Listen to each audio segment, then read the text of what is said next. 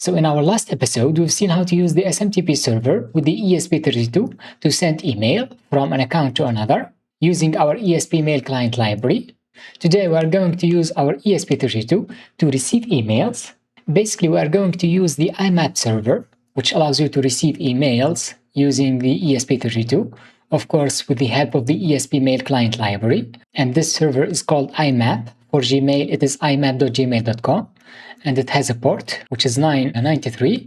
And don't worry, you are not going to write the code from scratch. You only have to understand how this principle works. You're going to find the sketch as well as the schematic for connecting the LCD display under the video description. And I highly recommend getting an LCD screen with the I2C module. It's going to allow us to control the LCD using 4 pins. The SCL goes to the SCL of the board, which is the GPIO pin number 22. The SDA goes to the SDA, which is 21 for the ESP. And we have VCC and ground to power up the LCD screen. And because I'm using VS Code with the Platform.io extension, on top we have the Arduino framework that we need to include. Next we have the Wi-Fi library, and this is going to work for the ESP8266. And you have to install these two libraries because these are not built in. The first one is the ESP mail client, which allows you to control the IMAP server and communicate with it, as well as the Liquid Crystal I2C by Frank, that allows you to control the display very easily. And the easiest way to install these using Platform.io is by going to the init file. You have to copy these lines, and that's going to install the libraries automatically when you save the file. Or you could go to the library manager from the Arduino IDE if you are using it. Let's get back to the code. Under here, we are creating the LCD object, which allows us to control it. For me, I have a 16 by 2 LCD screen, and the first parameter is the address that the I2C module uses. It could be 0x27 or 0x3f. Make sure to use 0x27 if the screen doesn't work. Here we have some timer variables because we want to check for emails each 60 seconds. Also, you will need to change the Wi-Fi credentials. I'm using this router, which is called Network Plus, and my password, so that can communicate with the IMAP server. And here I'm using Gmail. It is called imap.gmail.com. The port is going to be the same, 993. Finally, we are going to put the Gmail that we're going to read from. I'm going to use this one, which is one of my own. You will have to create a password using your account. Just go to this link, myaccount.google.com.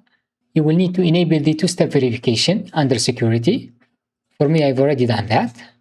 Then you will be able to create this app password by going under the search. You have to search for app password, and here it is. I've already created this one, which is called ESP, that we have used it in our recent episode.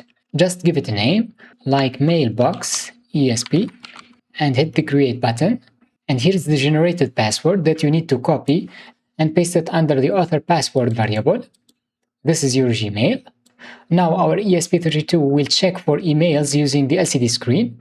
Under the setup, it's going to start connecting to the Wi-Fi network using the SSID and the password. And if it's done successfully, it's going to print connected with the IP address using the serial monitor or the LCD screen. And the rest of the code is using the mail client library to set the IMAP server. First, we are setting reconnect to true and enabling the debug mode. But the most important function that we are using under this code is the check mail function. It's going to be called at the beginning under the setup. Also under the loop, each 60 seconds. Now let's take a look at this function. First, it's going to display the message checking email. Then it creates our session to use the IMAP server with all of its parameters like the host, port, as well as our email and password. So this is going to search under your email for the messages. We can set the maximum number of messages to 5, as well as its size. This is in megabytes.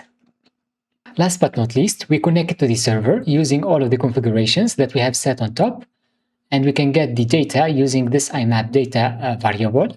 If there is an error with the server, we are going to print IMAP connection error using our LCD screen.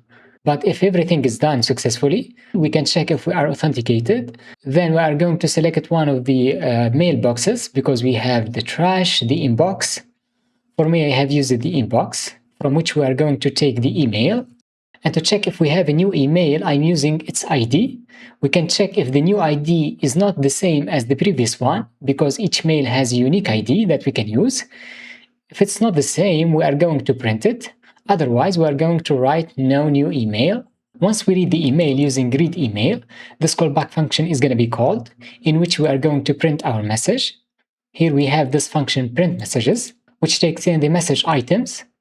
Then we can look through all of them and print it. I'm using the first line of the LCD screen to write the sender name. Under the second row, we write the message subject. You could also add a buzzer and turn it on when we have a new email. And this is a really important project. Once you set the Wi-Fi credential, as well as your email and app password, we can upload this sketch using our upload button. And there you go, it is uploading. For some ESP boards, you have to hold down the boot key. For me, it uploads the code directly. And yep, it's connecting to the network and it's ready. Now it's gonna check for the email. We have a new email from Google, security alert, because I have logged in. We could also use this message to control our ESP board, for example, to turn on and off some devices when we send a message like on or off, and they will see you in the next one.